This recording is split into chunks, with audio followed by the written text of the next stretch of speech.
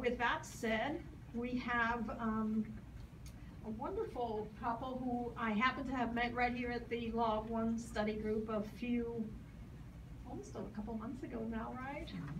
And I've had the pleasure of doing some work with them, and I'll tell you that they're one of the most grounded, loving, kind, charismatic people that I have met in a long time, and they have a lot to share. And so one of the interesting things about when I was have started working with them is that to have found out that this was totally foreign to them up until not too long ago. Until the end of 2006. Yeah. So it was something that just sort of, let's just say, fell in their lap. And I'll let them tell you a little bit more about what that is. So I'd like you to welcome Renee and Kent to their topic related to the book that they have authored with the help of the ancients, The Augmentation of Men. We finished the book about, in September. It went live in September. Balboa Press is the publisher. We're not here to sell the book, but many of their lectures are from the book. We have approximately 1,000+ pages of teaching that we're going to try to get out to the public. Why are we here? What we see is not necessarily what's there. There's a lot of mysteries in life that we're trying to unfold. And we're going to try, not everything tonight, but over a period of time, try to unfold many understandings for you. Understandings in truth, understandings in perception, polarities of various kinds, and on and on. It took us about 2 years to put this first book together, and we're starting on the second one. We have our cards up here, which have our website, and we're filming this tonight to put on Facebook and YouTube. So after the lecture, if you want to come up and pick up a card and a book bookmark. And on the bookmark, it tells a little bit about the book. So as you read it, contemplate it, because the words are a little different. Now, the words that we use in this book, many of them are found in the dictionary, many of them are not. They're put together from Latin and Greek words. And that's, every chapter has its own glossary. So, with that in mind, you're up. You want to change the channel? Yeah, I'll change the channel. Actually, I'm going to let you take this Okay. part here. Well, this is kind of our history. 1979, 1980, I went through 1979, 1980, I went through cancer and a metastatic, and I got down to like 120 pounds. The doctor said one more drop would probably kill me. I went through the second one in 1982, and I had a miraculous healing from that one. So I started writing a book about 1981, 82, got about 3 chapters done, put it up, and never finished it. Well, I met Renee in 1997. So with that, in the book, it was interesting because in that I put myself as a firefighter, and I am a retired fire marshal. I put myself in that book as a firefighter, responding to a smoke investigation. In that book, I fell for a woman. Her name was Renee. This was 15 years before I even knew her. She was living with her grandmother, and her grandmother's name was Lori. That's her mother's name. The uncle in the book, the big picture in the in one of the rooms, his name was Brandon. That's her son's name. They lived on Ashley Lane. That's the youngest daughter's name. We were sitting for dinner, and there was the plates on the table that had all the sun signs on it. And she says to me in the book, well, what are you? I said, well, I'm Cancer. She says, I'm Leo. Now, Renee was dark hair, blue eyes, and she was a Leo. So, was I getting information prior to meeting her? Was I getting information then about my future? Possibly. And so this evening, we're going to talk about communication. How you might possibly receive communication. Maybe you are getting communication. Has anyone ever driven down the road, heard their name called out, or something called out, and they're, I'm not sure what that is? You kind of look around, but you say, well, that must not be anything important. We're trying to get attention. They're trying to get our attention constantly throughout our lives. So we begin to understand and learn. So at the time that we got married in 1998, Kent was what I call a die-hard Baptist. He was very black and white. He was a fire marshal, deputy fire marshal. Everything to him was no gray. It was very, very divided and very, very black and white. I had no spiritual background as a child. My parents were not spiritual or religious, but I ended up marrying a man, my first marriage, who was Catholic, and I went through adult catechism and I became Catholic. Well, after I ended up with a divorce, I realized, I guess I'm excommunicated, so I'm not going back. So at that point, I left the church. Some years later, met Kent, and he was very Baptist. I saw an attraction in the Baptist church because they were very much into picnics and baseball games and things like that. So I ended up joining the Baptist church. After we had been married and going to the church for a while, the particular church we were going to kind of fell apart, and we kind of went on our own way.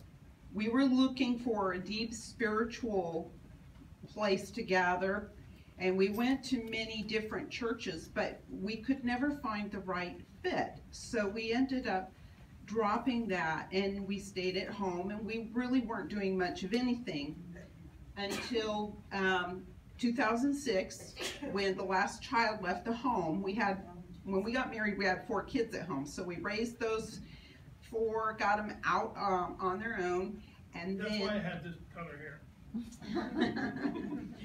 And so in 2006, I decided, you know what, I'm a nurse. I know what I should be eating. I know how to lose weight. I just need willpower.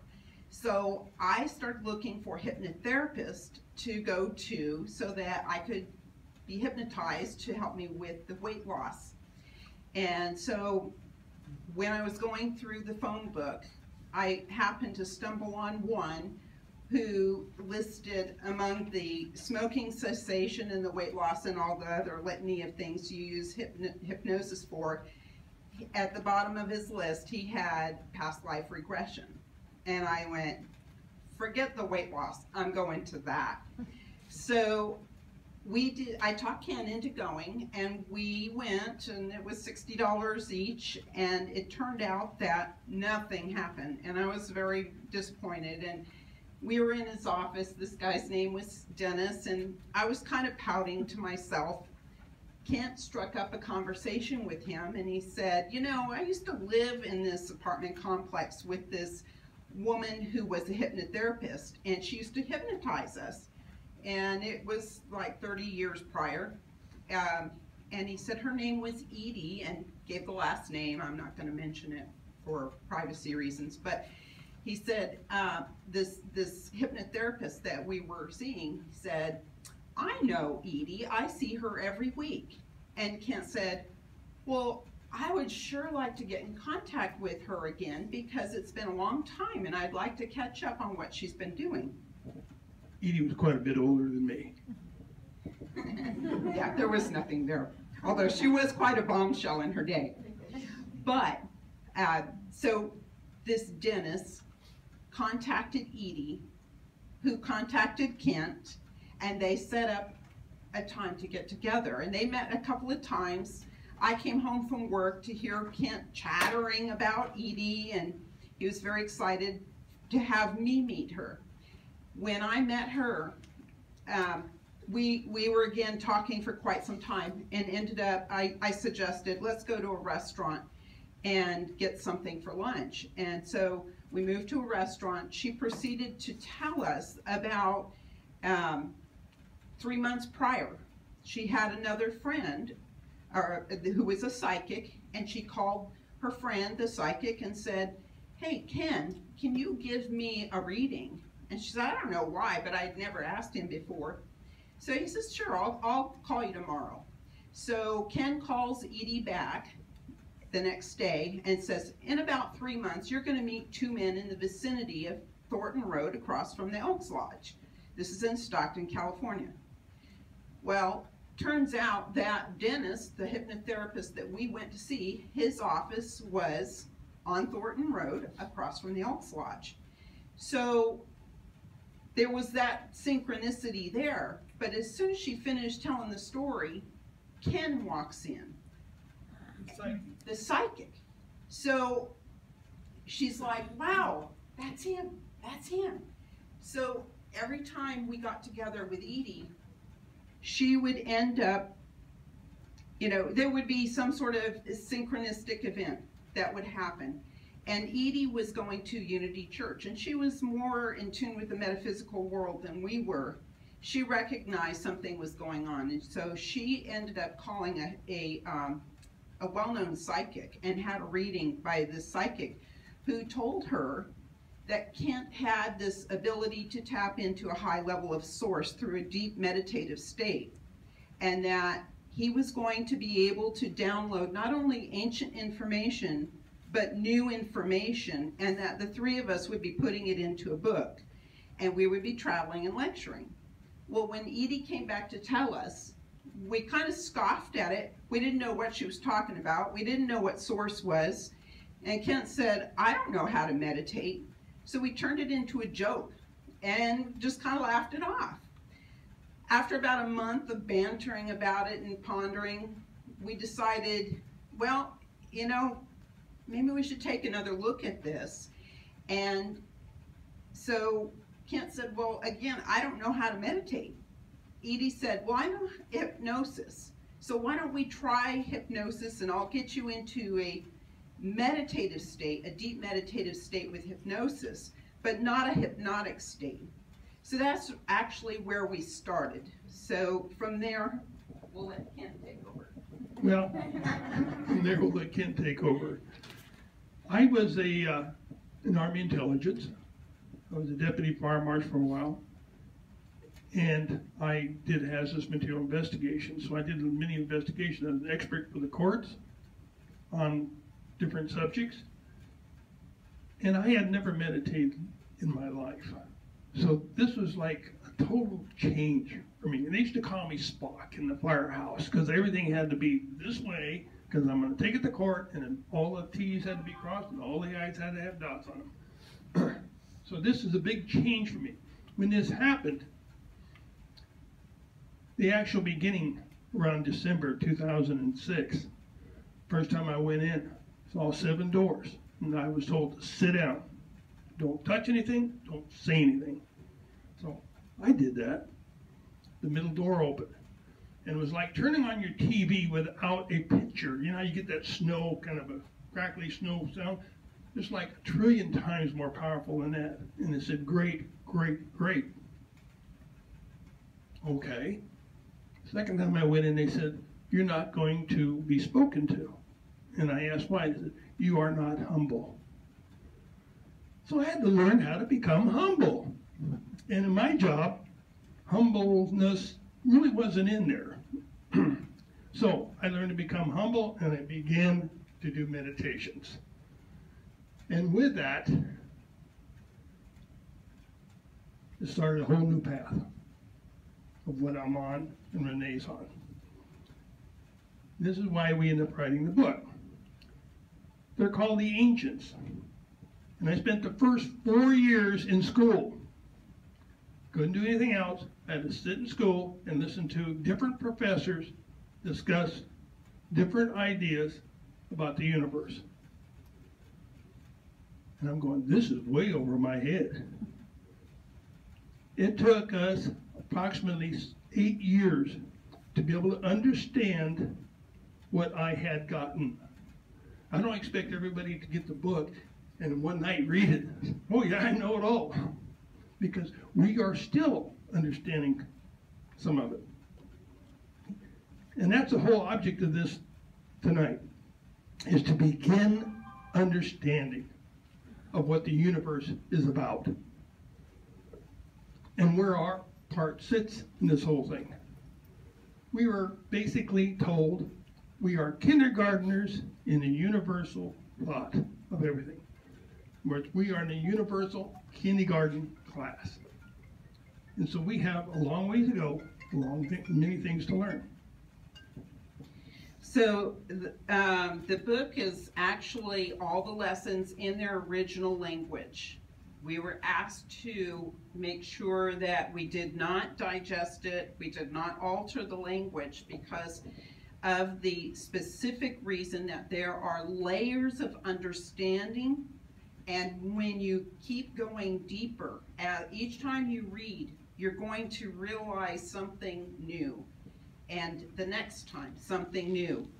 When you get to that moment where the light bulb comes on and you have that epiphany, you have such a profound understanding of the concept that is being relayed that we are not able as humans to have that same effect. What Kent and I do, what our job is to simplify it enough so that we can give you the beginning understanding. We're trying to disseminate this, and we don't charge for what we do. The book is offered by Balboa Press. We could not get them to lower the price to just what our cost is. They won't allow that in their practice. So that has to be sold at their discretion, at their price.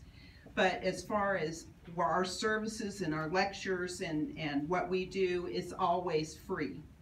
And so our job is simply to give you the basic understanding, the beginning understanding. But to get to those deeper levels, you have to do the work yourself. You have to do the reading and the rereading. When you have the epiphany, you have a vibrational attunement. And that vibrational attunement is relative to your level of understanding. And so as you go through life, each time you go through an event, and it's all about the learning. Everything we do is about the learning.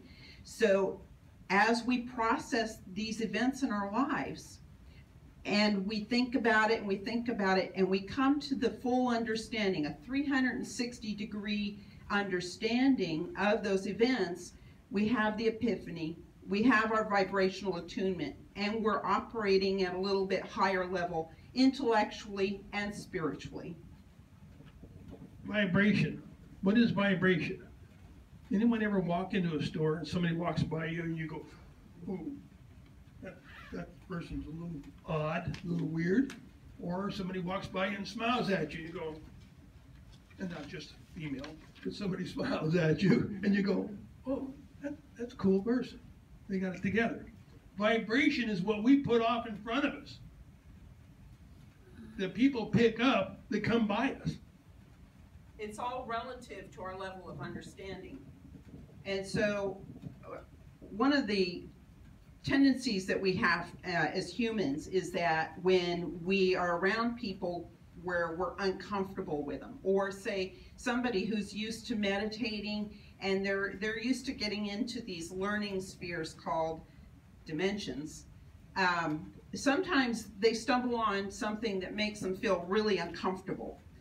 That uncomfortableness is caused from the different levels of vibration. So it doesn't necessarily mean that it's a negative person or an evil entity or something like that. It only means that you are not in vibrational harmony with that person. There's a discord there, and it is uncomfortable. It could even happen with being in the presence of somebody who is at a higher vibration than we are. So we tend to label them as negative or a lower level, when in actuality we could be at the lower level. So it's just we're not in resonance. With this, we're going to talk about source and the neural net. Source is very much like where energy, where your electricity is put together, like a dam or geothermal. That's where the whole electricity, the electrical unit is put together.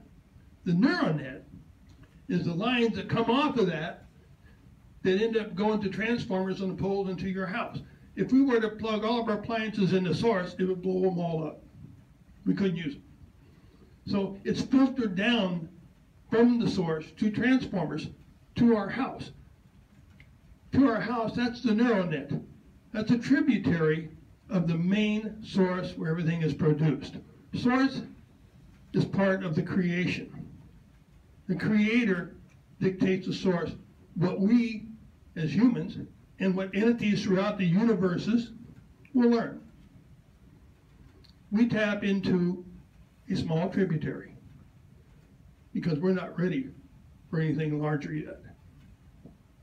Okay, so the purpose of creation is the expansion of knowledge and understanding of all of creation, raising the vibrational essence of all that is. All that is everything. So if we go to this equation, E equals mc squared, it really is a description of the Big Bang. We have the creational energy that exploded, a vibrational explosion, creating mass and creating light. So E equals mc squared is energy equals all mass and all light and all energy, or all that is. In that essence, we are an extension of the creational energy. Everything that you see in this world is an extension of the creational energy. We are not the creator. We are just a small speck of the creator. Our job is, here in this lifetime, in this experiential holographic field, is to expand our knowledge and understanding of all of creation, or all that is. The neural net. What is the neural net? Does anyone, you probably have, seen a spider web in a garden, which is a big round spider web, and there could be a different size spider in it. But if you touch one extreme corner of the spider web, the whole web vibrates. Okay, this is how the neural net works. This is a neural net in the universe that's used for communication. You think, oh, that don't look like much, but it is a huge, huge spider web of information. If you can imagine that spider web with the creator in the center and all the different angles in which it comes out, all that information can go out different ways, different angles, different positions, and is considered angular learning. And we'll do a lecture on angular learning if you want, but that's really interesting. All of creation is the structure to support ever-evolving, universal higher learning. So in putting all this information together, this is what we came to realize, is that the whole purpose of creation, all the structures, all the mass, everything that exists is all for our learning about God and about all of creation. So this neural net, if you think of like your computer system and you want to Google something and you get into, you know, on your computer and you want to Google, what is this or what is that? This works the same way. It's like you don't even need the computer though. You go into a meditative state and you clear out your mind, and when you have the techniques and you understand how it works, you can access all kinds of information off of the neural net, which is much bigger than our internet. It's all-encompassing of all creation, but the neural net is for more basic understanding, while source, which is the communication tool of the creator, not the creator, the communication tool of the creator, source is like the larger, denser information, the more technical, the more very high level information that we wouldn't understand at this level. So we access the neural net, which is more a simpler version of that information. Our mentors, they're ancients. They say we are going to use the word God and creator back and forth, meaning the same. Okay? There is a hierarchical order from everything that we don't quite understand. This is somewhat of the order: the creator, the light beings, the ancients, and it goes down all the way to angels, which are the worker bees. Okay? And there's many councils and different things in between, which we haven't learned all this yet. We're just beginning to understand how everything is in order, much more order than we presumed. Source is where the intense communication, the high-level understanding is released.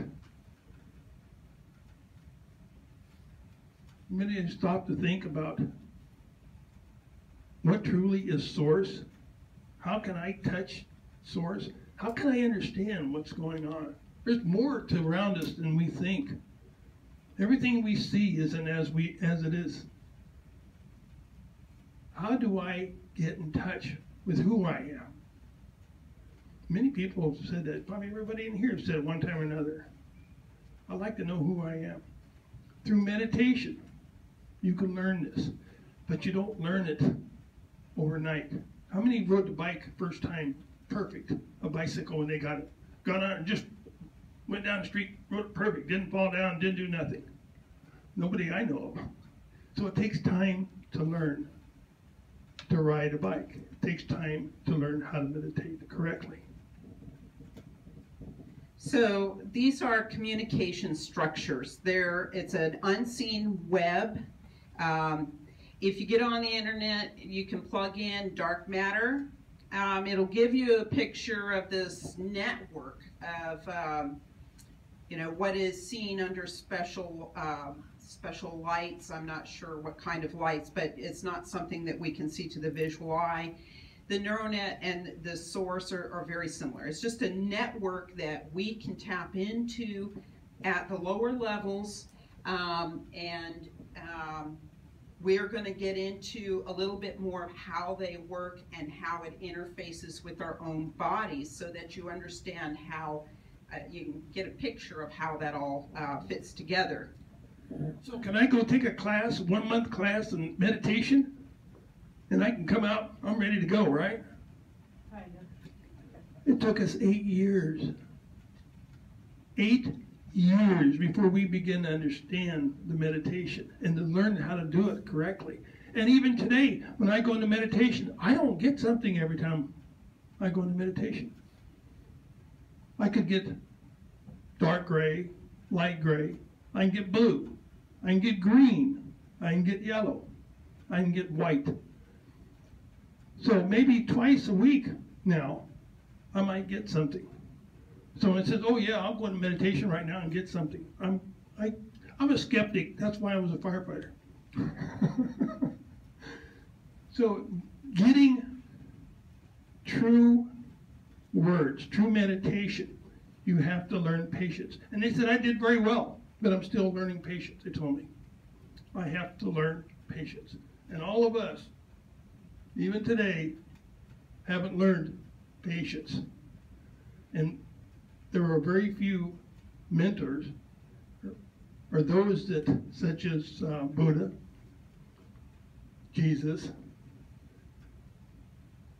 different ones, Yogananda, that learned patience. We're still on the road to try to learn these things. And the ones he just mentioned are the true light workers. So he was talking about the colors. The colors are what he sees when he's in meditation. So when he first closes his eyes and he goes into a meditative state, it's going to be black or dark gray or gray. Those are quantum fields that there's not enough direction and there's for it to be reliable. So when you start to meditate, what you want to do is, clear the mind, and it takes work. You have to keep bringing your mind back, clear it, and then you're looking for colors. You want to move out of this gray, you want to move out of the black, which are these various fields that don't really have truth to it.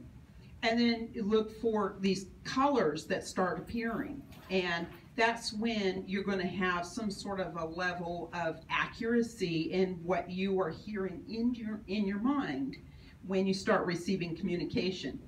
Now, the way that Source works is that the higher entities will tap into Source and get the information, and then they can digest it and diffuse it down for us and tell us what that means.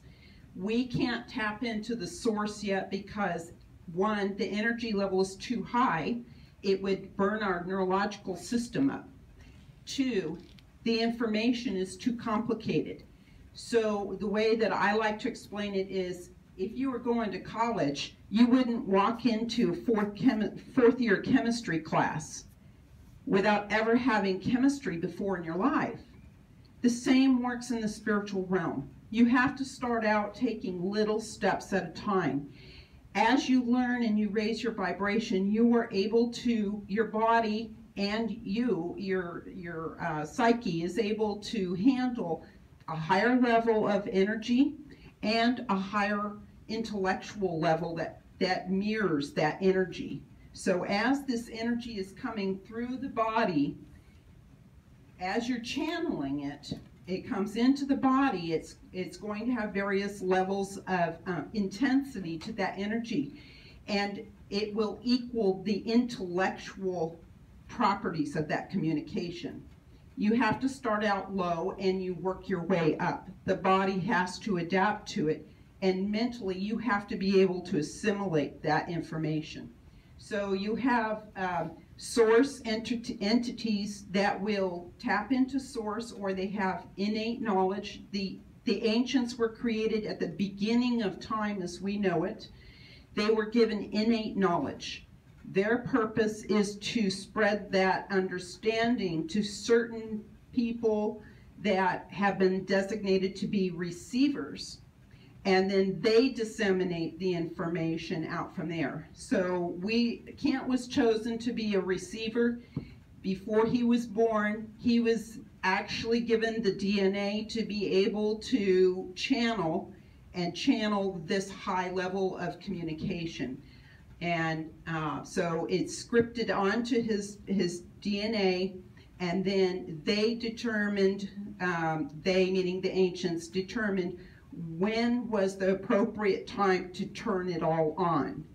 And we were actually designated as a secondary, we weren't the primaries. So because of free will and because of a fluctuating energy field, the primaries for some reason weren't able to fulfill what we are doing today. So then we were called upon, and now we're filling those shoes.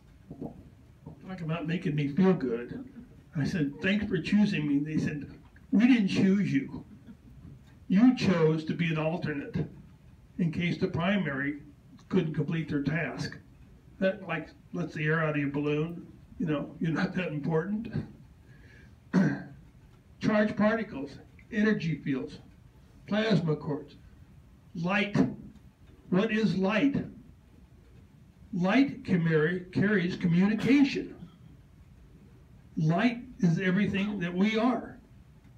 So for those that want to look at light bulbs or look at the strands that look like string that carries light, communication is the same way. Light is communication. The grid, the energy grid, forms the walls of the neural net. Everything has to have parameters. If you don't have parameters, it goes out and dissipates itself. So the light has parameters. It has a channel in which it travels. It calls the plasma cord. How does it work? Deep meditative state raises our vibration, and they told me it is difficult for us to come down to talk to you in your language. Your language is terrible, they told me. The English language is terrible. So it takes effort for me to go up and then come down. In order to find out who you are, you have to go within. And you have to raise your vibration up to find out who you are. Not everything comes from the ancients. Many of it comes from a higher self. We are a computer. We put a program into ourselves, and we play that program over and over and over, from childhood up until when? Until we finally want to get rid of it. Okay? So our computer holds all this information. So we are the computer that can gain knowledge, and it has a big storage capacity. How do we want to use a computer? How do you use your computer at home? You dump the stuff you don't need, right? So now you got to figure out how to dump the stuff that's been hanging on to you ever since childhood. Once you can dump your fears, once you can dump that old stuff, you can begin to clear yourself to a higher level of vibration. So we're gonna be talking about some things that are gonna rub you wrong in a certain way, because over the thousands of years that man has been on this earth, man has morphed information. We have taken the original information that was given to us, and maybe we didn't quite understand it, and we have tried to fill in the blanks, and we've added on to it, and we noticed that certain things are what they are, and we try to explain those things. And in that, what we have done is we have created a state of misperception. That's all you can say. So from time to time, those misperceptions have to be corrected so that we can reinstill balance. You've all, I'm sure, heard about balance, how important it is to be in balance. Now, all these concepts have a mathematical equivalency. Math is an integral part of all of creation. It is the language of God.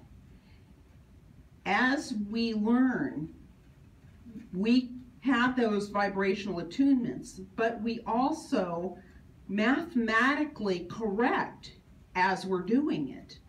And so when we have this period of time that we're in now, and our misperceptions are very vast right now, we have to have a correction, and it has to be a mathematical correction. So we're being told that some of these concepts are going to be different from what you have heard in your lifetime. And so try to keep an open mind, because we are being told that we have to correct mathematically, and we have to bring balance into our understanding of these concepts. Talk about a new term, called the quilarium flap. And when we brought this up, some people said, oh, we just call that the flap. We didn't know this existed. The quilarium flap and the chi, we've been having many, many discussions. How many know what the chi is? Yeah, that's the energy source right here. If you've ever taken martial arts, you can talk about the chi. We're talking about, is the chi here or is it quilarium flap? And the quilarium flap is quite something because it controls access to the nervous system. What kind of nerve is back here? That's your solar plexus. So we had talked about earlier how you can't really plug into the source directly because it would fry your neurological system. In our words, it's schizophrenia. What happens with people who have schizophrenia? They're hearing voices constantly. You have to be able to shut it down. You turn it on, you turn it off. Otherwise, it fries your neurological system, and that's what happens. So, go ahead and put it forward.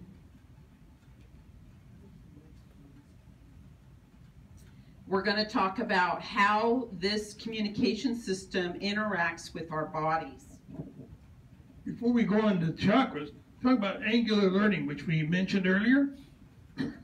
You're here in the center, and you begin your journey by doing something, such as we're going to take somebody, boyfriend, girlfriend, and the girl finds a guy, and it's okay, it starts out, and she begins her angular learning like this, and it gets down here, and this guy turns out to be an alcoholic. And she said, this is terrible, I'm going to leave him. Well, she picks up somebody else.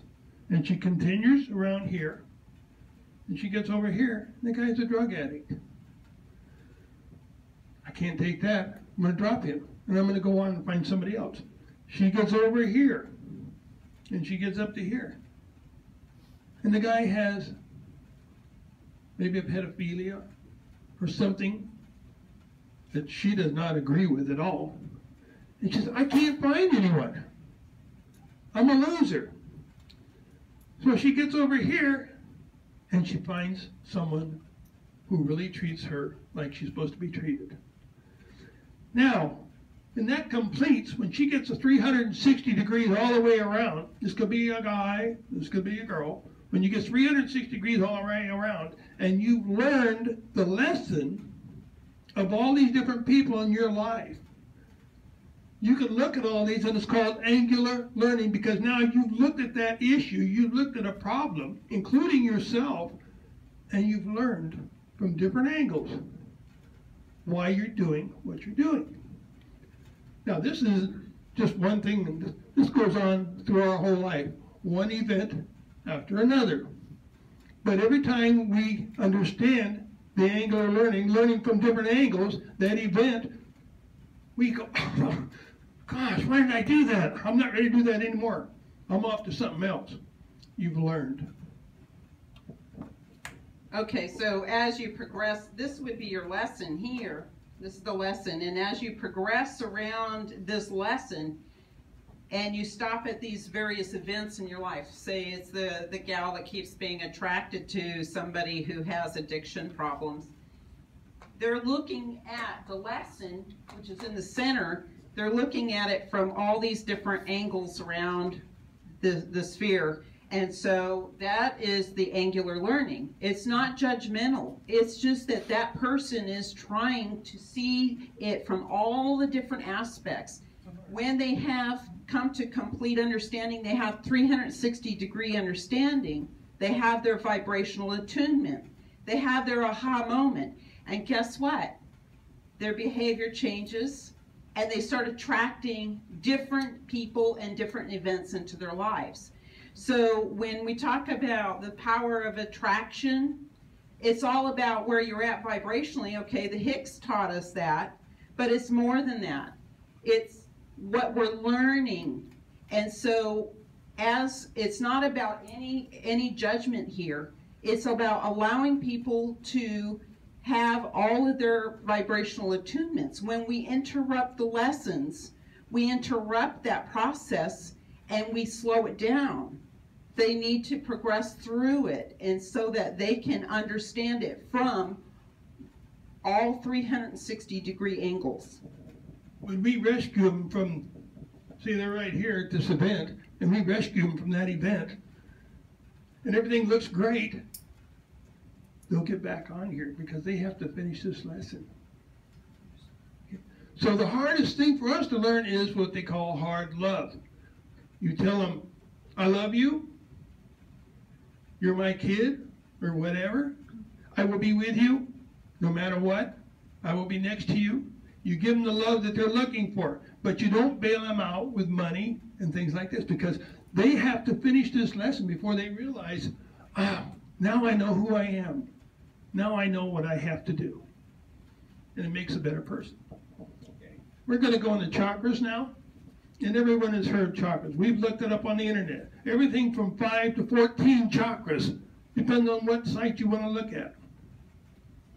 You're the only other person I know of that says it the right way. No one else calls it chakras. Oh, okay.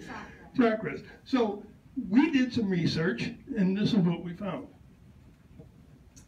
Well, you know, we didn't have any background in this. When we came onto the scene, we had never heard of chakras. We had never heard of a lot of these Eastern philosophy terms.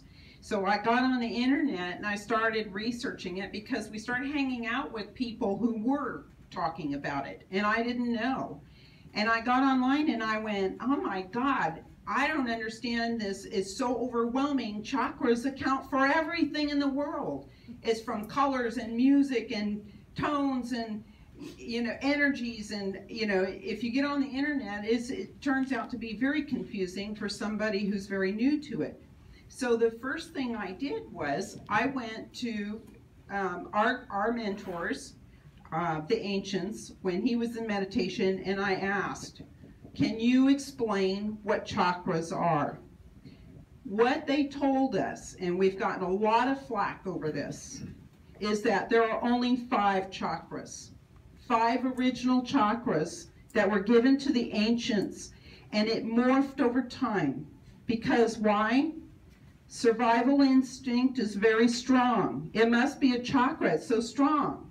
No, it's not. It's a survival instinct. The sexual drive is very strong. It must be a chakra. No, it's not. The chakras are energy centers for communication with the Creator and with the ancients. They're communication centers. And we're going to explain why. Keep your mind open, because it makes sense. The ancients believed in 5 chakras if you do some research. The first, or I say it starts with the 5th, comes in through the chi, through the collyrium flap, through the chi. First place it goes to is the heart, which gives a feeling of what you just received. Emotion. Third chakra, the throat, that gives it sound or language. I this, I that. You have emotion, now you have sound.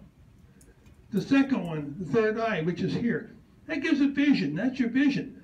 So now I understand it, I feel it, I can somewhat explain it in our language, and I can see it so I can explain it better. Then it goes back to the crown, which the brain puts it all together. The neural net of the brain puts it all together to make sense. Then it's a loop that goes back to the Creator. So prayer. Prayer is a way of communication. And I tell people, that's great. You do prayer, you speak, you say what you want. How many have ever listened for the answer? And it may not come right away. It may come a long time down the road, but you'll get an answer. So the one thing that Kent accidentally left off was that the fifth chakra, the chi is the portal. It's not the life force energy. So that's another misnomer, is that it is a portal for the life force energy, but it's not the life force energy. So the chi is the portal where this communication energy enters into the body, and then it gives you the gut feeling. What do you have right here? You have the solar plexus, which is this whole network of nerves right behind the stomach. It gives you the gut feeling. Does your gut feeling ever deter you from the truth, or you know, you hear, always go with your gut feeling, and it's always right. Brain, I'm going to do this, but I have a gut feeling. Not quite right, but I'm going to go with my brain says. It's the gut feeling that we should be looking at. So, and not all the chakras are turned on at one time. Only the chakras that are necessary for the communication to take place. So if it is a more complicated communication, you may have all the chakras turned on at once, so that you have the gut feeling, you have the emotional heart feeling, you hear the words in your head, you see the vision in your head, and your brain goes, oh my God, I get it. That's what the chakras are for. And then you go, but wait a minute, I have another question. It just went out through the crown chakra. It forms a loop and it comes back, the answer comes back this way, okay? So the first and the fifth chakras are the most important because they tie the loop. You have the energy coming in, and you have the energy going out.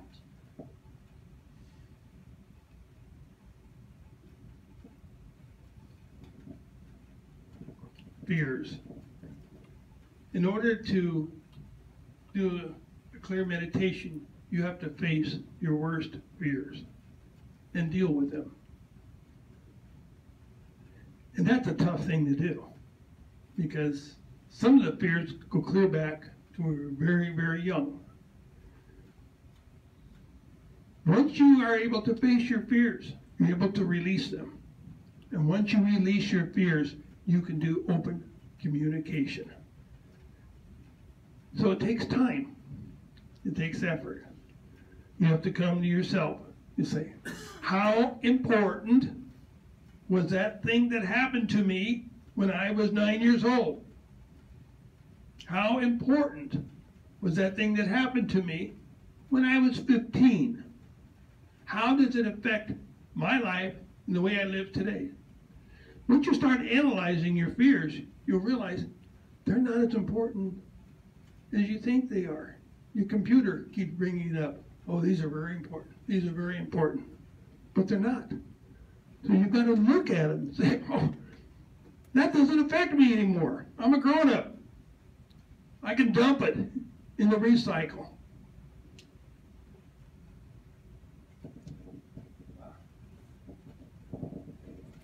So what is the relevance of all of this? And that is, when we're operating on the thoughts that are going on in our own mind and we're reacting to them, especially when it's fear-based and when it's irrational, we react on that behaviorally.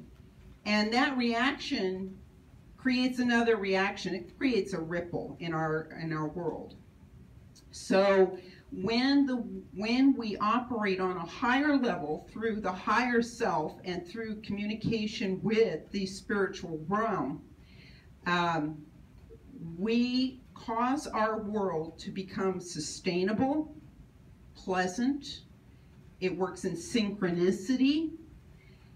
When we operate through our own self-thoughts, we're reactive, we're warring, we're fighting, so forth. And you're seeing that, today. So when we tap into, through meditation, we tap into our spiritual guidance. We learn understanding. Through that understanding, we have a perspective that's much higher than what we're looking at on this plane. And we're going to react much differently, with much more patience and understanding of those around us. And patience. Patience. I am just wonderfully patient till I get on 45. I'm wonderfully patient until Renee and I disagree about something. So you can see what kind of task we have in front of us. The world will not function from self-thought. What is self-thought? That shouldn't have happened to me. I don't deserve that. I'm better than that. It's a victim. Being a victim. We have to get out of being a victim. Get in the inner self. And that's how you get to learn who you are, by going within. And you may not like what you first see about yourself or hear about yourself. You're your own worst judge. You judge yourself, no one else. Even though we look around, that person is looking at me and they're judging me. No, you are your own worst judge. And once you learn how to handle that, life sure becomes a whole lot easier. I'm still learning, as you can tell. Okay, with that, we'll complete what we just got through telling you. And hopefully you'll go home and have no sleep tonight because you'll be thinking about everything we just said. But we'll take questions now. Questions?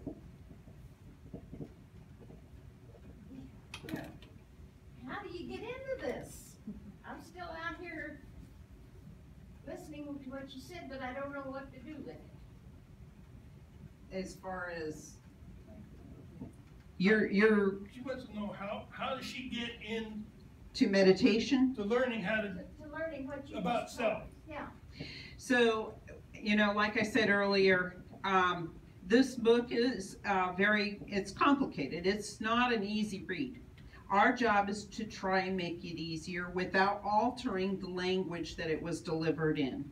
So when you come to our lectures, we're going to try and make it simpler.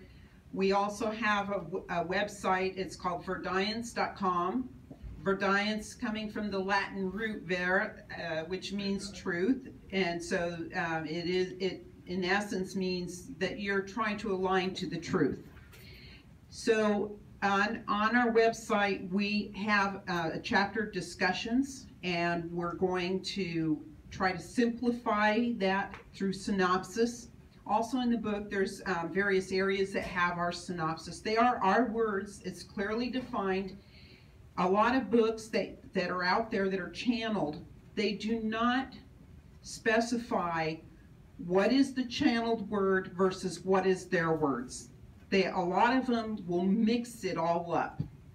So you don't have a clearly defined document that shows what they received versus what they're regurgitating. And it's all dependent on where our level of understanding is at the current moment and how we're filtering that information. So we're gonna give you our version, but it's clearly defined as what we understand today. A year from now, we're gonna understand it on a different level. So that's why when you go into the work yourself, then we're not hindering you from going further than what we understand at this moment in time. You could go deeper and deeper, and your level of understanding could surpass our level of understanding. But we're trying to help you with the beginning part of it. And there's a glossary for each chapter also. In order for you to begin to understand who you are, you have to understand what your past is. If you have to, you write it on a piece of paper. All the things that you can remember that you felt were negative. Now, negative and positive, we put the perception on what's negative and what's positive by how we look at it. Okay? So, you look at everything in your life and you write it all down, and you take one item at a time and you say, is this relevant to what I am today? Did this make who you are, or is this irrelevant? and then you decide which it is. If you want to hold on to it for a little longer, you can do that. This is what's called all about free will. Once you begin throwing things out, and you truly throw things out, then you begin to understand who you are. And then you might eventually begin to understand what your role in this whole play is, called life. Am I more important than anybody in here? No. I hold this piece of puzzle. Everybody else holds a piece of the world puzzle. I should say universal puzzle. Is your piece of the puzzle more important than mine, or mine than yours? No.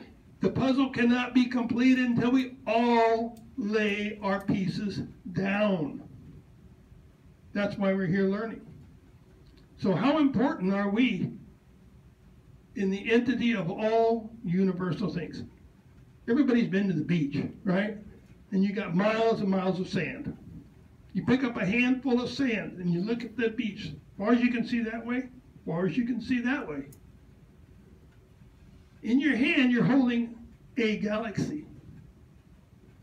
Now, how many galaxies are there? They only know of how many thousands, and they still are counting. They haven't gotten that far out yet. But there's thousands, 180-something thousand right now, that they figure. And they haven't gotten clear to the end of the universe. You're holding the galaxy. The rest of it, as you look up and down the beach, is the universe. And you pick up one pebble of sand, and you look at it. We live on this one pebble of sand. That's Earth. Now, how important are we? Well, if we remove a pebble at a time from the whole beach, it's nothing. So we are a part of the whole, of all there is. So we can find who we are, because we are a part of everything that is. So you analyze your life, if you want to take the time. Depends on how much you want to learn. And every time you learn something, you will get what we call a vibrational attunement, a boost. Now, you might eventually lose all the friends you have right now, or many of them, because, oh man, I don't understand that person. You will gain more friends as you vibrationally go up in understanding. You will bring in those that understand the same level that you are on in the learning process. So you never lose friends. So, like vibration attracts like vibration. We learn that from the Higgs and the law of attraction as they represent it. What he's saying is that as you move up in vibration, you're no longer in vibrational symphony or harmony with other people that were at the vibration you used to be at. Maybe they stayed there. They haven't learned and processed their life lessons. They haven't had their vibrational attunements. So you will attract new people at your new vibrational level. So when I see somebody who has been in a period of turmoil for a long time, and they've had these very hard times and repeating themes in their life, what do you do to move out of it? You have to internalize the lessons. A lot of people will shift that blame, because they're judging themselves, and they shift it to other people and other events, and it's outside of themselves. But the real lesson is that if you want to shift out of your paradigm that's uncomfortable, you turn the lesson inside and you look at, what is the lesson here? What do I need to learn from this? As you come to that 360-degree understanding and you have that epiphany, you have that vibrational attunement, now you're vibrating at a higher level. Your whole paradigm shifts on its own. You attract a whole new paradigm, a whole new set of events into your life, and you've just moved out of that very uncomfortable place that you've been in.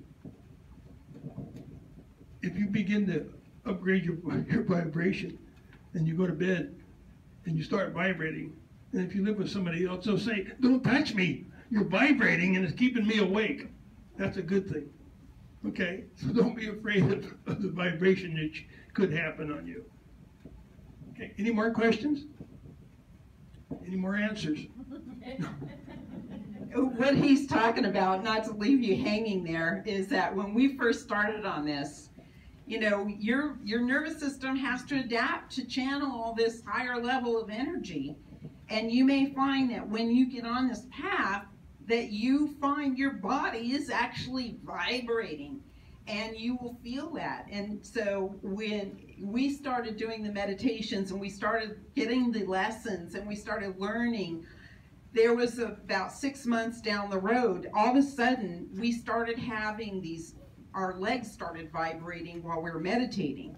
And then when we went to bed at night, and it got so strong that actually the whole bed was vibrating from our bodies. And when I touched his foot, you know, like we were laying in bed and I touched his foot, his energy was just kind of multiplying what was going on in my body. And I was going, don't touch me, because I can't even sleep. I'm so wired from you. And so, because he channels a much higher level of energy to be able to do what he's doing than I do. And so, don't be alarmed by it. It does happen. It does tone down. And it's just causing your body to adapt neurologically to be able to run a higher level of energy through your neurological system. This is dark matter. You look up on the internet, this is what dark matter looks like. And it's somewhat of a Spider web form, but this is something, this is out of a astronomy book, huh? Yeah, that we have. So we're just beginning to understand dark matter. You can see how little we know. We haven't even gotten to Mars yet, but how little we know about the universe. Okay? Thanks for coming. Appreciate it. Oh, yes. Can you talk a little bit about the different guides that you have? Renee has mentioned that you've gone from different stages of guidance. We have just a couple more minutes. And you've gotten from, you get experts in one realm and then you're passed on to another realm and so forth? Yeah, well, if I hit a particular, I get mostly professors or those that teach a particular science. And if I ask this professor, well, what about the universal cognizance of ABC? That person that is teaching another subject say, you have to ask another instructor, another ancient, to get that. They do not all have all the answers. They teach a specific discipline, which I find quite interesting. They also have a sense of humor. So when you get a professor, ask, who am I speaking with? Get a name. And if they have a sense of humor, they'll come back. Like when I was trying to go to school, I had 3 paths I saw, and I decided not to take the path that said school. I was going to see what's on these other paths. I got down there and I said, I better go to school. I turned around and came back to the path that said school. I ended up in class, and it said, the professor said, sit down. Do not bequeath your stupidity to another student, Mr. Miller, by your earthly name. Because he was I didn't deserve this. So, and you know, not all entities, there's some that want to deceive you because, you know, they get their kicks off of it. It's our job to be the one that is able to decipher who we're communicating with. So there's varying levels of understanding with the entities. If you are communicating with somebody who's more earthbound, they're going to have a low level of understanding. You're only going to get a little piece of the picture. It's not the end all. There's other entities that are professors. There's entities from councils and federations. It depends on what the information is that you're looking for. They're going to source is going to assign you a mentor that is appropriate for what you're looking for and where your heart is. Because if you're just taking the information and you're going to put it into something where you're making money off of it, they're not going to talk to you. You're going to end up attracting somebody who is going to steer you off in another direction. Like a dead stockbroker or whatever. So the heart has got to be in the right place. The other thing, and the heart is, it's where you want to be a tool to be used for the benefit of mankind in raising the vibration of this planet. Vibration, again, relating to the level of understanding we have on this planet. Now, the question that was asked also, you don't have a mentor or a spiritual guide for all your life. You will have one, and then they're in charge of getting you to the next point or the next juncture where you're going to be learning something new at a new level. And they'll hand you off to another mentor. And then when they've completed their goals for you, then you'll be handed off to another.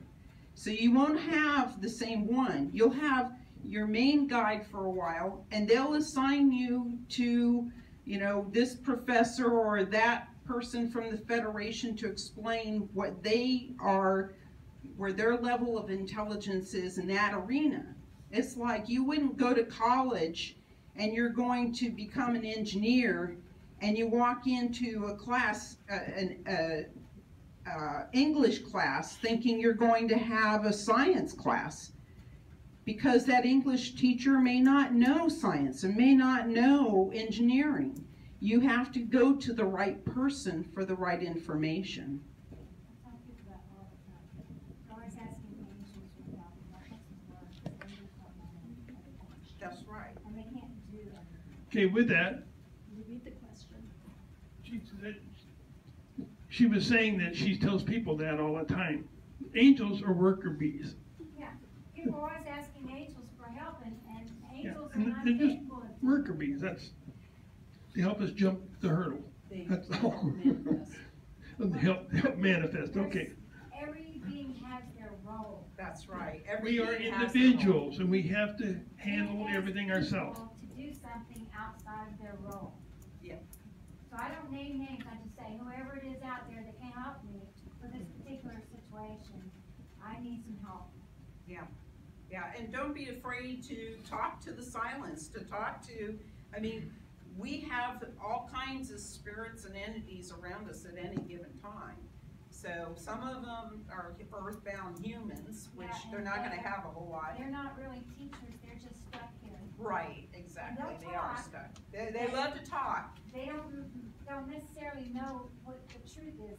right. They understand it's what was the truth when they were alive. They have not Yeah. reconnected to spirit yet, or source. as we call it. Yeah, right, that's right. So So, just Yeah. be able to decipher whatever you are hearing in your own mind and what you're feeling, be able to decipher it. If you want a book, it's up to you. We're not pushing the book at all. Barnes and Noble has got them here in the Woodlands though, They have autographed copies that we left there in our book signing. and we can't sell it here, Yeah, so. and so we're not selling any books anyhow. I mean, we're selling books, but not here. It's So more if you about want one, you getting go right over here, Barnes and Noble in the mall area. Or I recommend Amazon Kindle, like I picked Yeah, up today. It's For on $50. ebook, $3.99 ebook. on ebook, and then the new words, instead, the glossaries are in the ebook version also, but what I've done is highlighted the new words that are in the glossary. The first time it's in the chapter will be in blue, and you can click on it and it takes you to the definition, and then just use your back arrow to get you back to the page you were on. that's cool. Yeah, and it's $3.99. It's not about us making a profit. It's about getting the information out there. So With that- we are running tight on time, and but we'd like to invite you all to join Renee and Kent. I believe you're all going to the IHOP, right? Yeah, so it's So we can customary to go to continue- IHOP we can afterwards. continue any Sure, pick up conversation. a card so you can get on the net. And, has everybody signed the sheet? I did not. Okay, if you would please sign the sheet, and, we could certainly use a hand tidying up the room so that it can be turned in, to them, on the timely manner. Are you, responsible for this?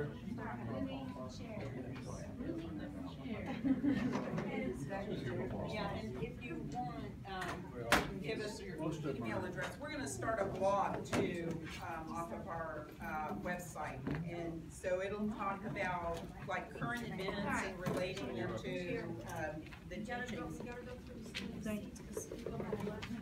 Sorry, they, you're out of this. You wanna? Can we step up? Okay, yeah. I wanna make sure, you know, they're very particular about how this room gets put together. I wasn't even sure you were here. Oh, yeah. I mean, just poof. Yeah. All the chairs going? Are these all stacked chairs? Yes, they stack them along the wall. Can any of them go over here? I think they're in I the thought they back. had some on that wall. They have 10 over here and 14 in the back. These were all stacked.